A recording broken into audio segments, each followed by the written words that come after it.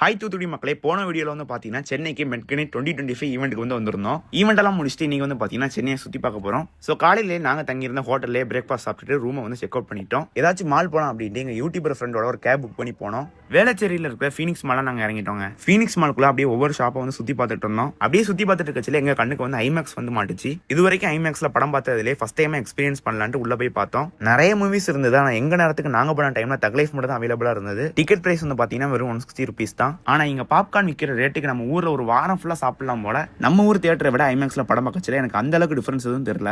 படம் பார்த்துட்டு வெளியே வந்தவொடனே ஒரு கேப் புக் பண்ணி நம்ம கோயம்பேடு போயிட்டோம். அங்கேயே வந்து பார்த்தீங்கன்னா ஒரு ஹோட்டலில் நாங்கள் லஞ்சு சாப்பிட்டுட்டோம். நம்ம வந்து சசி டிராவல்ஸில் புக் பண்ணியிருந்தோம்.